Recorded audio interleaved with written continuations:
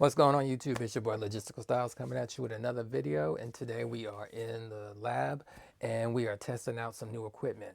So as you know, my last equipment experiment with the Mixon 8 that didn't work out well, and I decided that I was going to keep working with my Rane 70 as my primary mixer or control surface, and then use the Rev 1 as a backup.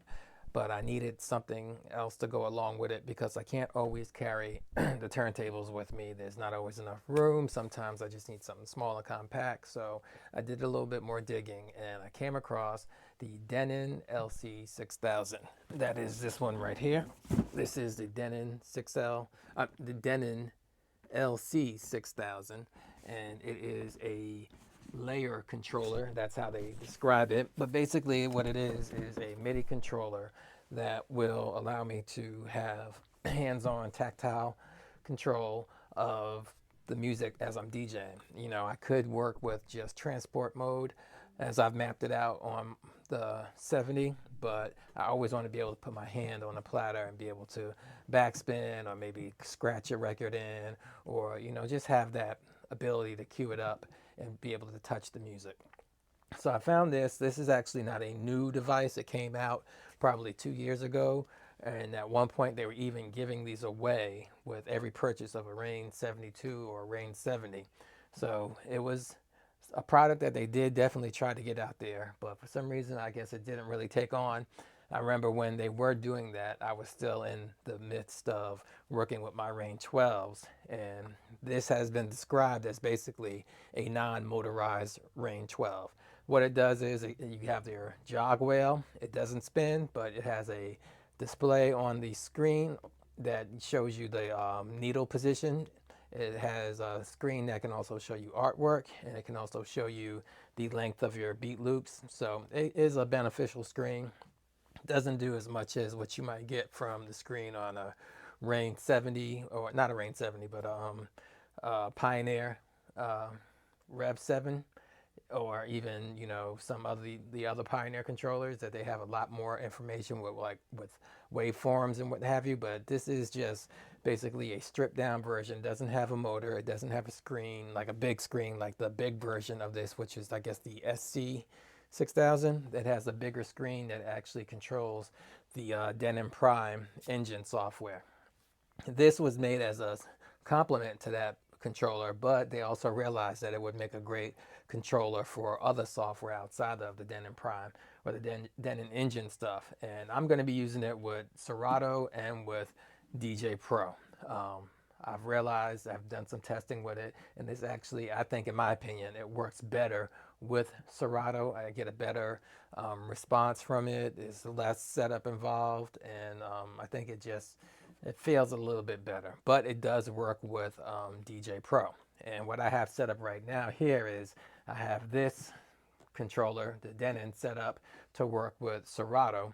And then this deck right here, which is running Phase, it's set up to run DJay Pro. And I've got this on channel A and this on USB B. So I've been having fun experimenting with everything, trying to see what combinations will work. But primarily when I do bring this out, I will be using this with this and using instant doubles. Instant doubles is one of my favorite features with this mixer right here. It allows you to really just throw a song on a virtual deck. So if I was out and I didn't have another turntable with me, I could just play with the mixer and this MIDI player. It'll allow me to control the music, instant double over to this deck, and then scroll through my library to load up the next song. So it's really fun to play with. I've been having a lot of fun with it. The platter on it is very, very responsive.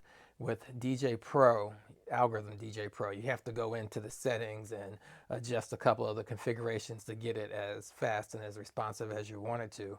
But with Serato DJay Pro, you didn't have to do that. I didn't have to do that. It was just plug and play. The only adjustment I had to make was maybe with the wheel adjust knob right here, which allows you to adjust the tension of the platter. I usually just keep mine on super loose, but I like this feature because the first time I actually used a jog wheel like that was with the Pioneer SZ3 when it was installed at a club I was working at. And I really appreciated that feature on that controller, and it's nice to have it on this one as well. The pitch fader on this is a nice full length pitch fader, very similar to what I would have on my turntables. Very smooth, it feels great.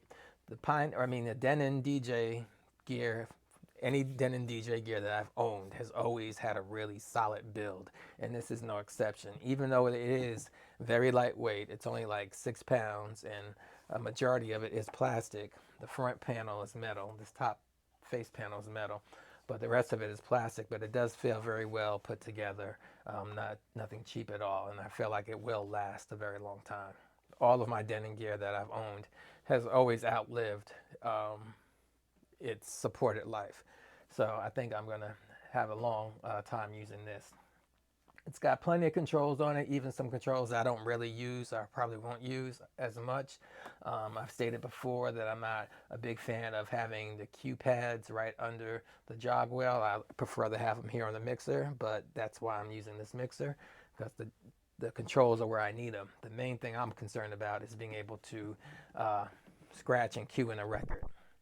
I also appreciate the fact that this is USB powered, so I can run this into the hub on the Rane 70 and not have an issue with it. They say if you want to do 2 of them and use the hub, then that's when you'll have to use the included power supply, because you don't get enough juice from these ports. If there was a Pioneer, one of the S series, they do have enough juice coming out of the port to support 2 of them without needing the extra power supply. But for my needs, this is going to be perfect. I think most of the time I will just be using the mixer and the deck. And you can't beat it. I already have a case for the mixer. I have a case I bought from Harbor Freight. I think I did a review video on this before. It's Apache. You can get it. It's kind of like a Pelican case, but it's called Apache. And I've ordered a soft bag to carry this. It should be arriving tomorrow, and I actually have a gig lined up tomorrow. I'm not going to use this at the gig tomorrow because it doesn't really call for it. It's kind of a corporate in-store DJ gig, so I'm going to be using my Rev 1, but I will be using Algorithm DJay Pro to do this event. But yeah, I just wanted to give you guys a quick I guess introduction to this right here, let you know where I'm at right now. I'm still working on getting very comfortable with Algorithm DJay Pro, but so far I have noticed that I'm kind of still on the fence. I'm gonna keep exploring Serato, but at the same time keep exploring DJay Pro and just use the right one depending on the gig I'm doing. But this is where we're at. Hopefully this wasn't too much of a sales pitch, because I'm not trying to sell you on it. What I really want to do is let you see what I'm working with, and as I'm going through my journey and trying different gear. It's not always going to be the latest and greatest and newest gear, as you can tell with this one. This is, like I said, 2 years old, and it's been out on the market for a while, but it does fit the needs, and I'm looking for something that can fill my needs as a mobile DJ and a DJ that does all kinds of events. And this will also be very good to travel with as well. So I'll be able to travel with my mixer and with this little controller with no problem. So with all that said and done, hopefully this wasn't too long of a review, and I'm going to end it off with a little demo of me mixing with both Serato DJay, Algorithm DJay Pro, a controller, and a turntable using phase on this Rane 70 mixer. So show you how versatile it can be. But until next time, don't forget to like, subscribe, and I'll see you on the next video. Peace.